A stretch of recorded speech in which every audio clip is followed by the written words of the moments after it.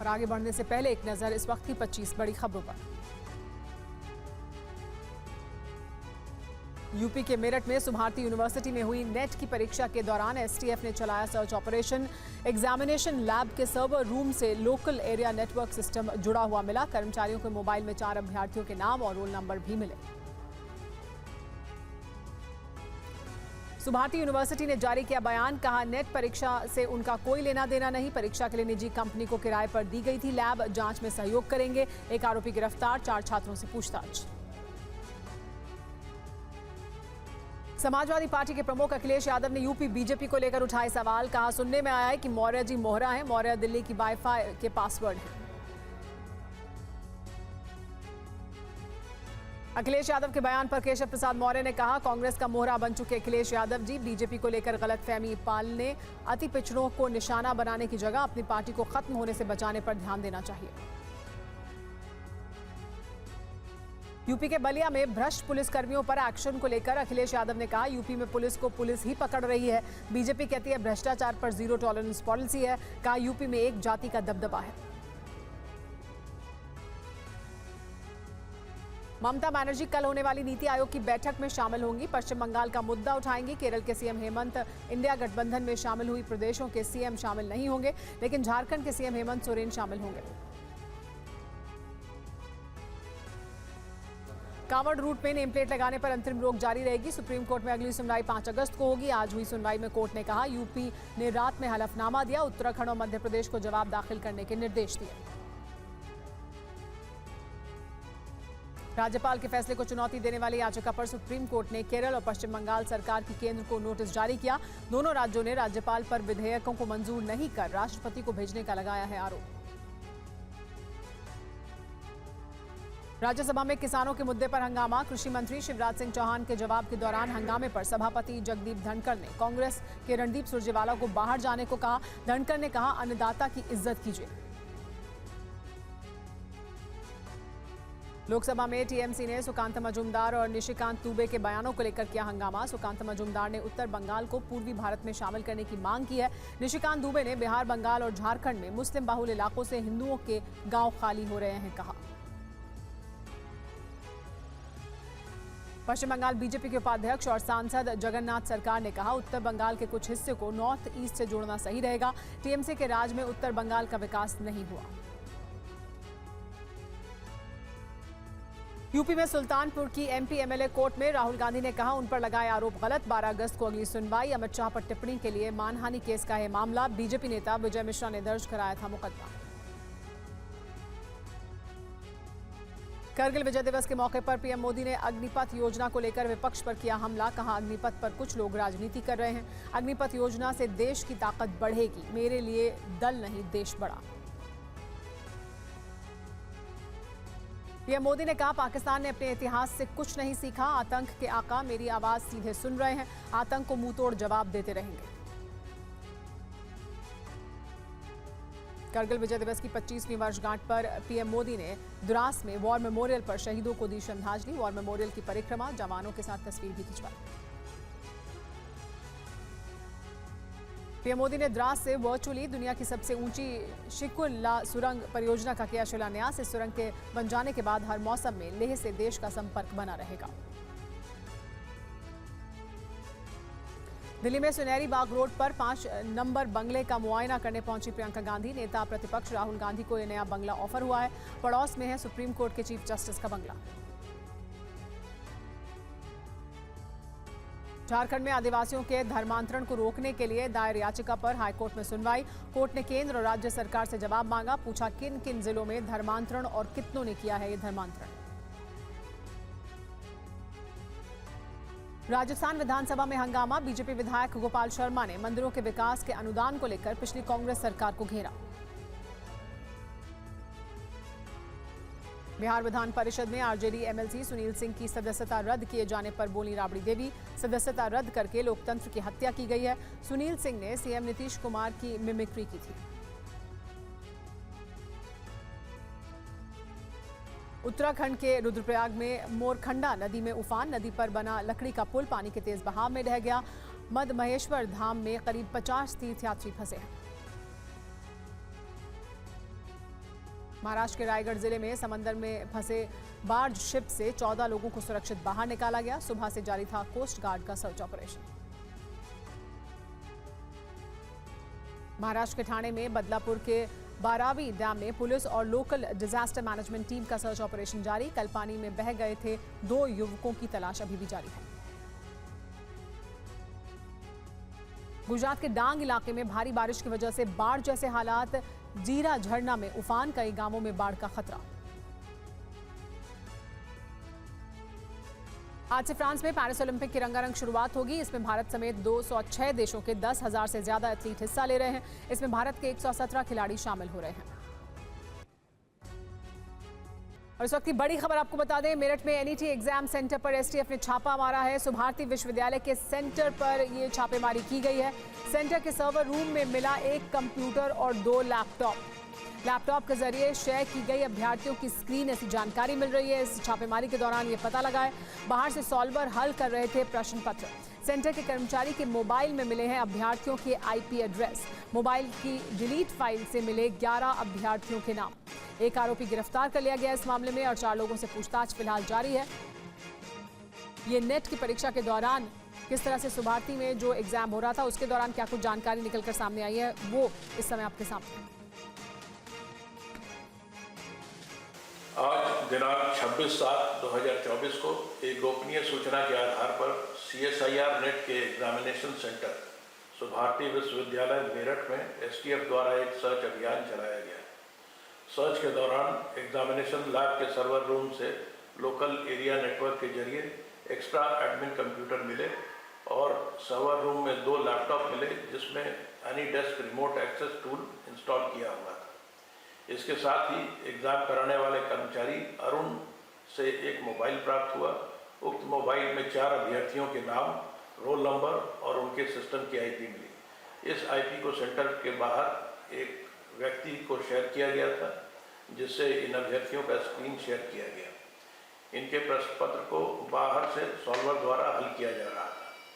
दिनांक 25/7/24 यानी कल भी प्रथम और द्वितीय पारी में CSIR नेट के एग्जाम में 11 अभ्यर्थियों के नाम मोबाइल के डिलीट फाइल से प्राप्त हुए हैं। इसके संबंध में आवश्यक विधिक कार्रवाई प्रचलित है। इस बीच सुभारती यूनिवर्सिटी ने भी बयान जारी किया है। नेट परीक्षा से हमारा लेना देना नहीं है, कहा गया है। सुभारती यूनिवर्सिटी की तरफ से परीक्षा के लिए जगह किराए पर दी गई थी। जांच में हम सहयोग कर रहे हैं पूरी तरह से, सुभारती यूनिवर्सिटी ने अपने बयान में ये बात कही है। इस पर और ज़्यादा जानकारी के लिए हमारे साथ पुनीत जुड़ गए हैं, TV9 भारतवर्ष पर संवाददाता। पुनीत, क्या है ये पूरा मामला और क्या जो लोग पकड़े गए हैं उनके अलावा भी और लोग हैं जो इसके दायरे में शामिल हैं? मतलब किस तरह से गैंग काम कर रहा था, कैसे छापेमारी की गई, क्या जानकारी? देखिए, यूपी पुलिस और खासतौर से एसटीएफ जो है वो लगातार से सॉल्वर गैंग जो कि अलग अलग परीक्षाओं में इस तरीके से हेराफेरी और धांधली करते हैं, बाहर बैठ करके एग्जाम सेंटर से पेपर्स को सॉल्व करते हैं, उन पर नकेल कसी जा रही थी। लेकिन ये सॉल्वर गैंग इतना बेखौफ है कि इन्होंने अब नेट की परीक्षा को भी पूरे अपने टारगेट पे लिया था और इसी आधार पे एसटीएफ ने आज सुभारती यूनिवर्सिटी मेरठ में एक सर्च ऑपरेशन चलाया। वहां पर नेट की परीक्षा हो रही थी और सर्च के दौरान एक एग्जामिनेशन लैब के सर्वर रूम से एक लोकल एरिया नेटवर्क के जरिए एक्स्ट्रा एडमिन कंप्यूटर मिला है और साथ में सर्वर रूम में 2 लैपटॉप मिले जिनमें से एक एनीडेस्क रिमोट एक्सेस टूल भी पुलिस को मिला है। इसके अलावा मोबाइल एग्जाम कराने वाले कर्मचारी से ये सारी कुछ चीजें मिली थी। 4 जो इसमें कैंडिडेट थे उनके रोल नंबर और उनके सिस्टम की जो पूरी जानकारी थी वो उसकी आईपी मिली और इस आईपी को सेंटर के बाहर से एक शख्स जो है वो शेयर कर रहा था और उसको स्क्रीन शेयर किया जाता है। बाहर से बैठ करके इस नेट के एग्जाम को इस तरीके से हल किया जा रहा था। पूरी मोडस ऑपरेंडी इस सॉल्वर गैंग ने तैयार की थी और यही वजह है कि जब एसटीएफ ने छापा मारा तो तमाम चीजें बरामद की। एक शख्स को पुलिस ने गिरफ्तार किया है, कई और लोगों से पूछताछ की जा रही है और जानने की कोशिश की जा रही है कि ये जो सॉल्वर गैंग है ये कितना बड़ा और क्या यूनिवर्सिटी का भी इसमें कोई सदस्य मिला हुआ है, क्योंकि यूनिवर्सिटी ने फिलहाल पल्ला झाड़ दिया। सुभारती ने उसका कहना है कि हमने सिर्फ जगह एग्जाम कराने के लिए दी थी। एसटीएफ के लिए बड़ी कामयाबी, एक शख्स नेट की परीक्षा में भी धांधली हो रही है। ये पूरी जो वारदात है इस बात की तस्दीक कर रही है। जी पुनीत, बहुत शुक्रिया इस तमाम जानकारी के लिए। एक बड़ी उपलब्धि है जिस तरह से ये जानकारी निकलकर सामने आई है और गिरफ्तारी भी की गई है। अरब में तबाही का काउंटडाउन शुरू हो चुका है क्योंकि इजराइल ने लेबनान में बड़े हमले का ऐलान कर दिया है। उधर हिजबुल्लाह की तरफ से भी युद्ध की पूरी तैयारी है। यमन में हूती ने भी बारूदी मोर्चा खोल दिया है। वो लाल सागर में विदेशी जहाजों को निशाना बना रहा है। रूस और यूक्रेन के बीच भी विध्वंसक जंग जारी है। दावा किया जा रहा है कि युद्ध में अमेरिका की भी एंट्री हो सकती है। सारी खबरों को हम विस्तार से आपको बताएंगे इस बुलेटिन में, लेकिन पहले इस वक्त की बड़ी खबर जान लेते हैं।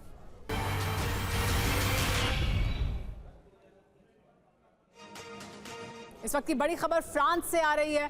फ्रांस से जानकारी ये मिल रही है कि किस तरह से अब से कुछ देर बाद पेरिस ओलंपिक का आगाज होना है और पेरिस के रेल नेटवर्क में तोड़फोड़ की गई है। हमले की खबर सामने आ रही है। पेरिस के हाई स्पीड ट्रेन नेटवर्क को निशाना बनाया गया है और ट्रेनों पर पत्थर, पेट्रोल बम से हमले किए गए हैं।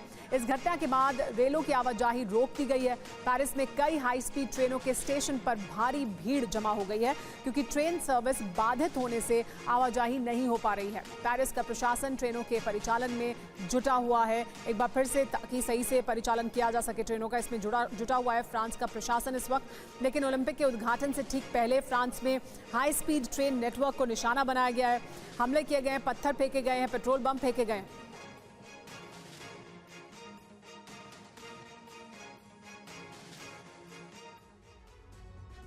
तो ओलंपिक के आगाज से पहले फ्रांस में उपद्रव देखने को मिल रहा है। फ्रांस में जिस तरह के हालात हैं, वहां पर हाई स्पीड नेटवर्क को निशाना बनाया गया है। तो देखिए दरअसल क्या हुआ है, आइए आपको दिखा दें। हम एक तरफ आपको तस्वीरें भी दिखा रहे हैं कि किस तरह से इस वक्त अफरा तफरी है अलग अलग स्टेशन पर। ओलंपिक के आगाज से पहले फ्रांस में उपद्रव हुआ है, ट्रेनों पर हमले किए गए हैं, नेटवर्क को बाधित करने की दरअसल कोशिश की गई है। हमलों के बाद हाई स्पीड ट्रेन नेटवर्क बंद कर दिया गया है। वहां पर लोगों को इसकी वजह से तमाम तरह की दिक्कत हो रही है। रेलवे स्टेशनों पर यात्रियों की भारी भीड़ जमा हो गई है, जिसका वीडियो हम आपको दिखा रहे हैं। फ्रांस की एंटी टेरर यूनिट और सुरक्षा बल एक्टिव हैं ताकि एक बार फिर से ट्रेनों की आवाजाही को सुचारू रूप से चलाया जा सके। इस पर और ज्यादा जानकारी के लिए हमारे साथ मेरे सहयोगी मनीष झा जुड़ गए हैं। मनीष, शुरू होने से पहले ही धमकियां दी जा रही थी, कहा जा रहा था कि देखिए हम ये जो ओलंपिक गेम्स हैं इनको निशाना बनाएंगे।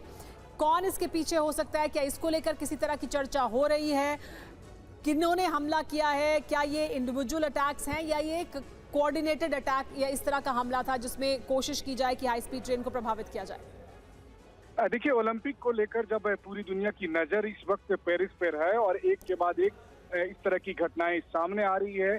पहले फुटबॉल स्टेडियम में ये देखने को मिला, उसके बाद फिर ऑस्ट्रेलियन टीम के साथ लूटपाट की घटना घटी। लेकिन अब जो घटना घटी है उसने बेसिकली फ्रांस की ही पूरी सुरक्षा व्यवस्था को एक पर सवाल या निशान खड़ा कर दिया है। जब हाई स्पीड ट्रेन के एक स्टेशन में तोड़फोड़ की घटना दिखी और उसकी वजह से अभी तक स्थिति सामान्य नहीं हो पाई है। हालांकि फ्रांस की सरकार कह रही है कि जल्द ही इन स्थितियों पर काबू पा लिया जाएगा, लेकिन इस वक्त जबकि पेरिस में आतंकी हमले की भी आशंका जताई जा रही है, लेकिन जो वहां पर मौजूद लोग हैं उनकी तरफ से लगातार उपद्रवियों के अलग अलग तरह के एक्शन की वजह से बहुत ही दुरूह स्थितियों का सामना करना पड़ रहा है और फ्रांस की सरकार उसे डील नहीं कर पा रही है। हम अपने दर्शकों को यह भी बता दें कि यहाँ तक कि फ्रांस में, खास करके पेरिस में ओलंपिक को सुचारू रूप से कराने के लिए भारत से भी सुरक्षाकर्मी भेजे गए थे जो कि कई जगह पर तैनात है। लेकिन फ्रांस की पुलिस इस वक्त ओलंपिक के ठीक ठाक इंतजाम को लेकर एक तरह से आप कहें तो सक्षम साबित नहीं हो पा रही है। जी मनीष, बहुत शुक्रिया इस तमाम जानकारी के लिए। और अब बात इजराइल हिजबुल्लाह की जंग की। इजराइल के गैलिली में हिजबुल्लाह ने भीषण ड्रोन अटैक किया है। हिजबुल्लाह के 3 ड्रोन से इजरायली शहर गैलिली में जोरदार धमाके देखने को मिले। आयरन डोम ने ड्रोन को इंटरसेप्ट करने में नाकाम रहा है, ये जानकारी मिल रही है। आयरन डोम इंटरसेप्ट नहीं कर पाया इन ड्रोनों को, जिनके जरिए इजरायली शहर गैलिली में जोरदार धमाका किया गया। हिजबुल्लाह ने 3 ड्रोन के जरिए गैलिली में ये बड़ा धमाका किया और आयरन डोम सिस्टम भी, मिसाइल डिफेंस सिस्टम भी इन ड्रोन को इंटरसेप्ट करने में नाकाम रहा, जिसकी वजह से हिजबुल्लाह ये हमला करने में कामयाब हो गया। इस बीच एक और बड़ी खबर दक्षिण लेबनान से आ रही है। दक्षिण लेबनान में इजराइल ने विध्वंसक हवाई हमला किया है। लेबनान का एता अल शाब शहर इजराइल की बमबारी से दहल गया। आईडीएफ ने दावा किया है कि उसने हिजबुल्लाह के मिलिट्री ठिकाने को टारगेट किया था और इस टारगेट में वो सफल भी हुआ।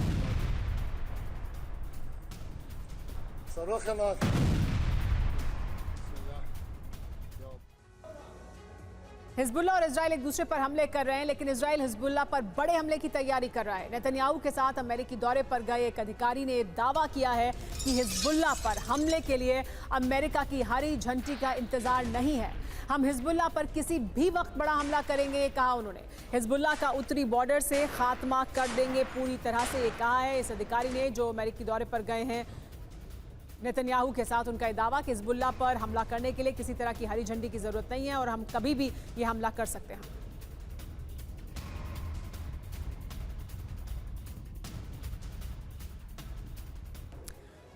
दरअसल क्या हुआ है ये आपको बता दें, किसने बयान दिया है। नेतन्याहू के साथ अमेरिका दौरे पर गए एक इजरायली अधिकारी ने दावा किया है कि इजराइल हिजबुल्लाह के खात्मे की तैयारी कर रहा है। उत्तरी सीमा पर हिजबुल्लाह पर बड़े हमले की तैयारी की जा रही है। हिजबुल्लाह को खत्म करने के लिए लेबनान में सैन्य कार्रवाई भी करेंगे। इसके लिए इजराइल को अमेरिका से मंजूरी की कोई जरूरत नहीं है। लेबनान से हिजबुल्लाह के हमले का जवाब दिया जाएगा पूरी तरह से इजराइल द्वारा। अरब में सबसे बड़ी जंग का काउंटडाउन शुरू हो चुका है। इस जंग की वजह है इजराइल का ईरानी प्रॉक्सी के चक्रव्यूह में फंस जाना। इजराइल पर हिजबुल्लाह ने अब तक के सबसे बड़े हमले किए हैं और दावा यह है कि इजरायली वायुसेना का एक फाइटर जेट लेबनान में धराशायी हो चुका है। इसके बाद इजराइल ने ईरान और उसके प्रॉक्सी को खत्म करने का ऑपरेशन शुरू करने की ठान ली है। देखिए कैसे अरब एटमी बारूद के ढेर पर पहुंच चुका है और कब इस जंग की चिंगारी भड़क सकती है।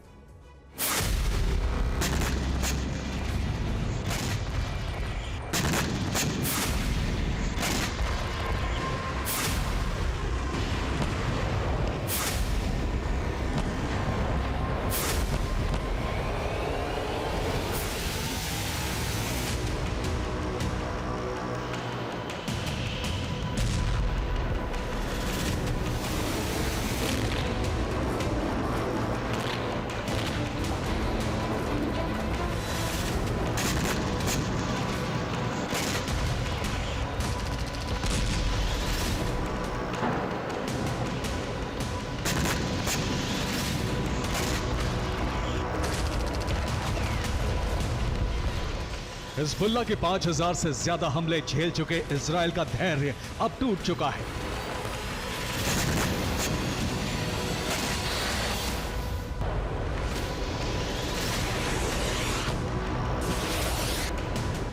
हिजबुल्लाह के हमलों से उत्तरी इजराइल का 560 स्क्वायर किलोमीटर से ज्यादा इलाका जलकर खाक हो चुका है।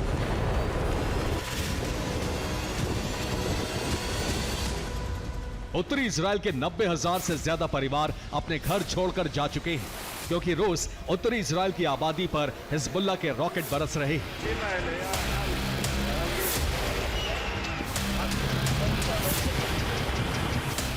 खुफिया रिपोर्ट यह है कि इजराइल ने अब हिजबुल्लाह और उसको शक्ति देने वाले ईरान के साथ सीधे युद्ध का ब्लूप्रिंट तैयार कर लिया है।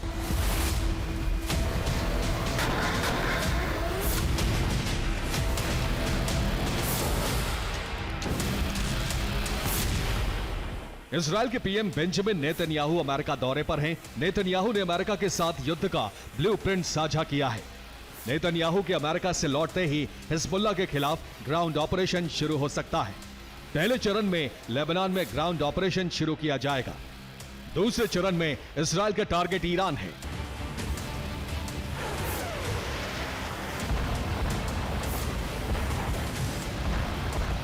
हिजबुल्लाह हर बीतते दिन के साथ इजराइल के लिए बड़ा संकट बनता जा रहा है, क्योंकि हिजबुल्लाह के हमलों की रेंज और तीव्रता दोनों बढ़ती जा रही है।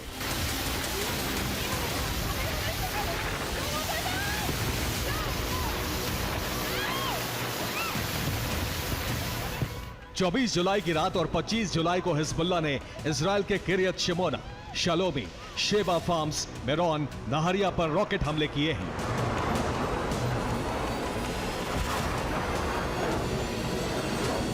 हिजबुल्लाह ने इन शहरों पर रूस से मिले कत्यूशा रॉकेट सिस्टम से हमले किए हैं। इसके साथ साथ हिजबुल्लाह ने गोलन पहाड़ी तक रॉकेट बरसाए हैं। उत्तरी इजराइल में किरियत शिमोना के कैंप गिबोर और एविताल के सिग्नेट बेस पर रॉकेट वर्षा की गई।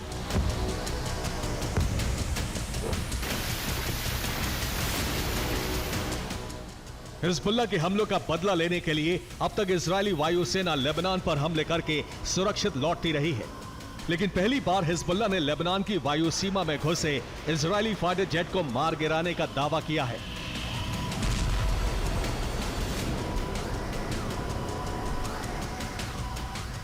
24 जुलाई की रात इजरायली वायुसेना ने दक्षिणी लेबनान में ऑपरेशन चलाया। इस इलाके में सितोन और तेर हारफा पर हमले किए गए।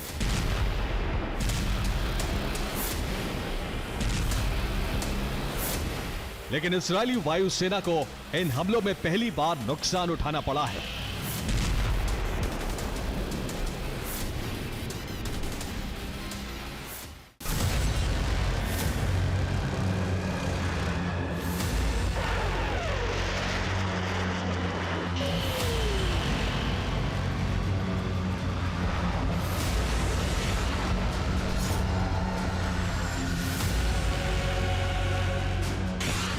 हिजबुल्लाह के इन हमलों के बाद इजरायल के प्रधानमंत्री ने ईरान से सीधी जंग का ऐलान कर दिया है। So when Israel fights Hamas, we're fighting Iran. When we fight Hezbollah, we're fighting Iran. When we fight the Houthis, we're fighting Iran. And when we fight Iran, we're fighting the most radical and murderous enemy of the United States of America. And one more thing. When Israel acts to prevent Iran from developing nuclear weapons that could destroy Israel and threaten every American city, every city that you come from. We're not only protecting ourselves, we're protecting you. These heroes here today, the heroic soldiers of Israel. अमेरिकी कांग्रेस से Netanyahu ने Iran के साथ जंग का ऐलान कर दिया है और उनके अमेरिका से लौटते ही लेबनान सहित ईरान पर हमले शुरू होने की आशंका बढ़ गई है।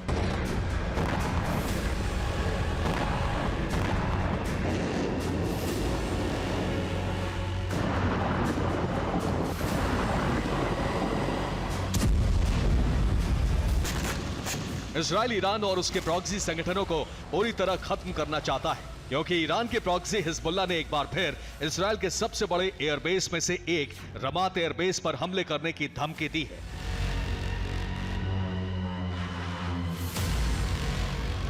ये तस्वीरें इजरायल के रमात एयरबेस की हैं जो हिजबुल्लाह ने जारी की हैं। इस बेस पर हिजबुल्लाह का सैन्य सर्वेक्षण ड्रोन 10 मिनट से ज्यादा तक मंडराता रहा और सभी सीक्रेट ठिकानों की रेकी करके लौट गया।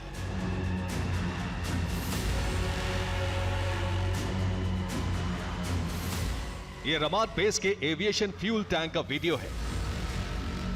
ये बेस पर बना 109 कमांड स्क्वाड्रन हेडक्वार्टर है। हिजबुल्लाह ने इजरायल के रमात एयरबेस का कोना कोना जान और समझ लिया है।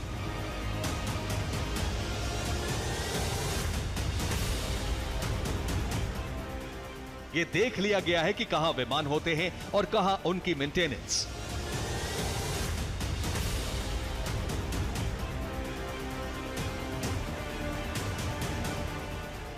रमात एयरबेस पर लगे आयरन डोम डिफेंस सिस्टम की जानकारी भी हिजबुल्लाह ने जुटा ली है। हिजबुल्लाह यह भी जान चुका है कि इस एयरबेस पर विमानों पर लोड होने वाले हथियार और मिसाइल किस जगह रखे जाते हैं। हिजबुल्लाह चाहता तो अपने ड्रोन से इस एयरबेस पर हमला कर सकता था, लेकिन ये इजरायल के लिए चेतावनी है कि उसका कोई भी सैन्य ठिकाना हिजबुल्लाह की पहुंच से बाहर नहीं है।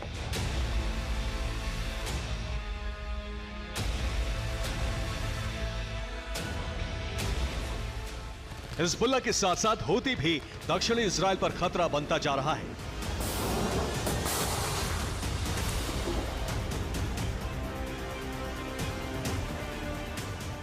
इसीलिए इजरायल ने दोनों मोर्चों पर स्पेशल टीम तैनात की है। दूसरे कई राज्यों में भी बारिश और बाढ़ से बुरा हाल है। पहाड़ से लेकर मैदानी इलाकों तक आफत बरस रही है। आसमान से बरसती आफत लोगों के लिए बहुत बड़ी मुसीबत बन गई है। कहीं बाढ़ की वजह से लोगों की जिंदगी जोखिम में फंसी है, तो कहीं बादलों के विद्रोह काल ने सैकड़ों घरों को नदी में समा जाने के लिए मजबूर कर दिया है। देखिए ये रिपोर्ट। लगातार बारिश से मैदानों से लेकर पहाड़ों तक आफत आई हुई है।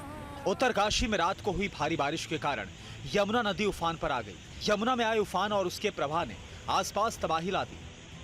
जानकी चट्टी में बनी पार्किंग तक यमुना का जलस्तर पहुंच गया। जानकी चट्टी में यमुना पानी की जोरदार थपेड़ों से यमुनोत्री धाम में तटबंध बह गए। इस सैलाब में यमुनोत्री मंदिर को जोड़ने वाले पुल की सुरक्षा दीवार भी बह गई। यमुनोत्री धाम में यमुना के किनारे घाट भी पूरी तरह से क्षतिग्रस्त हो गए हैं। वहीं जानकी चट्टी क्षेत्र में भारी बारिश के बाद कुछ मोटरसाइकिल्स के भी सैलाब में बह जाने की खबर है। भारी बारिश और सैलाब की वजह से यमुनोत्री राष्ट्रीय राजमार्ग पर भी असर पड़ा है। हनुमान चट्टी, बनास और डाबरकोट के पास मार्ग अवरुद्ध हो गए हैं। पहाड़ों की तरह ही मैदानी इलाकों में भी सैलाब ने कहर मचा दिया है। ये तस्वीरें उत्तर प्रदेश के लखीमपुर खीरी में सैलाब से आई तबाही की हैं। लखीमपुर खीरी के बिजुआ क्षेत्र में शारदा नदी ने तेजी से कटान शुरू कर दिया है। नदी में कटान से कई घर बह गए हैं और शारदा नदी में समा गए। ये तस्वीर लखीमपुर खीरी के बिजुआ इलाके की है। महज 1.5 मिनट के अंदर पूरा का पूरा घर नदी में समा गया। शारदा नदी के कटान से करसौर ग्राम पंचायत के मजरा नयापुरवा में भी 4 मकान नदी में समा गए। पिछले साल भी इस इलाके के आधे से ज्यादा गांव बाढ़ और नदी की कटान की चपेट में आ गए थे। लखीमपुर खीरी का ये दूसरा वीडियो देखिए। धीरे धीरे करके ये मकान नदी में गिर रहा है। नदी में कटान की दहशत से पूरा गांव खाली करा लिया गया है। जो घर बचे हैं, ग्रामीण उन्हें अपने हाथों से तोड़ रहे हैं। 100 से ज्यादा घरों में खतरा बना हुआ है। ग्रामीण भी यहां से पलायन करने लगे हैं। महाराष्ट्र में पुणे और रायगढ़ के बाद अब रत्नागिरी में भी बाढ़ से हालात खराब हो गए हैं। खासतौर पर खेड़ तालुका में कई इलाकों में पानी भर गया है। खेड़ के इस पूरे इलाके में पानी का साम्राज्य दिख रहा है। कई जगहों पर कुछ घर और इमारतें पानी में डूब गई हैं। एनडीआरएफ की टीम रत्नागिरी में डिप्लॉय कर दी गई है, जिससे लोगों को सुरक्षित स्थानों पर पहुंचाया जा सके। ये तस्वीरें रायगढ़ जिले के उल्हास नदी की हैं, जहां पर एक युवक का पैर फिसल गया और वो नदी के तेज बहाव की चपेट में आ गया। युवक काफी दूर तक पानी में बहता रहा। करीब 5 से 6 किलोमीटर तक युवक पानी के तेज बहाव में हाथ पैर मारता नजर आया, लेकिन बाहर नहीं निकल पा रहा था। स्थानीय लोगों ने हेल्प एंड रेस्क्यू फाउंडेशन को सूचना दी। रेस्क्यू टीम के मुताबिक उन्हें बोट की जरूरत थी, लेकिन समय कम था। ऐसे में मैन्युअली ही टीम ने रेस्क्यू करने का फैसला लिया और युवक को आखिरकार सुरक्षित बचा लिया गया। Bureau report, TVN Bharatvarsh. आपको महाराष्ट्र के रायगढ़ से रेस्क्यू की तस्वीर दिखाते हैं, जहां फंसे हुए लोगों को कोस्ट गार्ड ने रेस्क्यू कर सुरक्षित जगह पर पहुंचाया। ये देखिए कैसे 14 लोग फंसे हुए थे, उन्हें सुरक्षित निकाला गया है। कोस्ट गार्ड ने इन लोगों को महाराष्ट्र में रायगढ़ से रेस्क्यू किया है। रेस्क्यू ऑपरेशन की ये तस्वीरें, जिसमें कोस्ट गार्ड के हेलीकॉप्टर के जरिए 14 लोग जो फंसे हुए थे रायगढ़ में, उन्हें सुरक्षित बाहर निकाला गया, उनको रेस्क्यू किया गया। महाराष्ट्र में लगातार बारिश की वजह से काफ़ी बुरे हालात बने हुए हैं। रायगढ़ से रेस्क्यू किया गया है 14 लोगों को।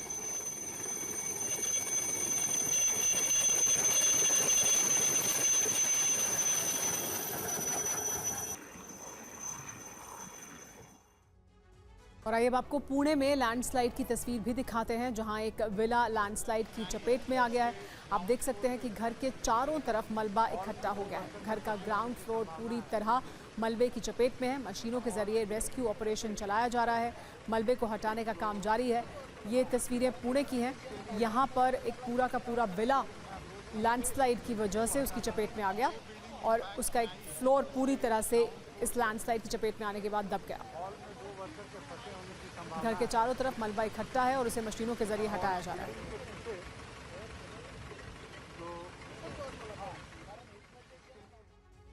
और आइए अब आपको गुजरात में सैलाब की तबाही दिखाते हैं। तस्वीरें हम आपको अब गुजरात की दिखाने वाले हैं। गुजरात की तापी जिले की तस्वीरें हैं ये जो आप देख रहे हैं इस वक्त। लगातार हो रही बारिश लोगों के लिए कैसे काल बन गई है। घरों में कैसे पानी भरा है, दुकान भी पूरी तरह से डूब चुकी हैं। लोग अपने घरों से सामान निकाल कर सुरक्षित जगहों पर जा रहे हैं। आपदा प्रबंधन की टीमें राहत और बचाव कार्य में लगी हुई हैं। रस्सियों के सहारे रेस्क्यू ऑपरेशन किया जा रहा है। लोगों को सुरक्षित जगहों पर पहुंचाया जा रहा है क्योंकि उनके घरों में पानी घुस चुका है। और आइए अब आपको गुजरात के वडोदरा के हाल दिखाते हैं। जो तस्वीरें आप देख रहे हैं गुजरात के वडोदरा की हैं। बाढ़ के पानी से लोग बेहाल हैं। रिहायशी इलाकों में पानी भर गया है। लोगों को घरों से निकलने में परेशानी हो रही है। ये पूरा इलाका पानी में डूब चुका है। बचाव कर्मी लोगों का रेस्क्यू कर उन्हें सुरक्षित जगहों पर पहुंचा रहे हैं। देखिए किस तरह से गलियों में, घरों में पानी घुसा हुआ है। ये वडोदरा की तस्वीरें और यहाँ पर रेस्क्यू किस तरह से किया जा रहा है। आपदा प्रबंधन के लोग कैसे यहाँ पर जुटे हुए हैं वो तस्वीरें भी आप देख सकते हैं। और इस बीच कांवड़ यात्रा के बीच हरिद्वार में प्रशासन ने एक बड़ा फैसला लिया था जिस पर विवाद हो गया है। यात्रा रूट पर मस्जिद और मज़ारों को तिरपाल से ढका गया है। सवाल उठने पर बोले मंत्री सतपाल महाराज, यात्रा सही रूप से चले इसीलिए ये फैसला किया गया है। पहले भी निर्माण स्थलों को ढकने का फैसला किया गया था। तो देखिए ये जानकारी अब सामने आई है कि मस्जिद और मज़ारों को ढक दिया गया है। कोई दिक्कत नहीं होनी चाहिए। आपको पता है कि जब कोई चीज़ होती है तो उसमें कुछ ओट लगा देते हैं, तो इस प्रकार से अगर किया गया है तो यही है कि कोई उत्तेजना ना हो, कोई भड़के नहीं और हमारा कांवड़ यात्रा सुचारू रूप से चले, इसका ध्यान रखा गया। इस तरह का पहली बार हुआ है हरिद्वार जनपद में? पहली बार हुआ। आपको पता है जब कहीं कंस्ट्रक्शन होता है तो उसको भी ढक दिया जाता है, तो इस प्रकार से ये किया गया है। अब इसके देखेंगे क्या इसका फीडबैक मिलता है हम लोगों को, उसका अध्ययन करेंगे। ये पहली बार ही देखा है। क्या फर्क इससे पड़ा है? इससे पहले क्या व्यवस्था रहती थी? यहाँ सही व्यवस्था रहती थी, सब आते जाते हैं, अभी भी आते जाते हैं सब, तो उससे कोई दिक्कत। आप लोग किस तरह से सहयोग करते थे? हाँ, कांवड़ भी आते थे, यहाँ नहाते थे, धोते थे, पानी पीते थे, बेचारे चाय पानी भी पीते हैं, सब चीज़ होता है, लेकिन इस कारण कोई आ भी नहीं रहा, जा भी नहीं रहा है, सब ऐसे ही चल रहा है। बस क्या मंशा हो सकती है इसके पीछे? भाई वो तो वही सरकार ही जाने थी क्या मंशा हो सकती है, हम क्या बताएं इस बारे में। फिलहाल वक्त हो गया एक ब्रेक का, फौरन होंगे हासिल।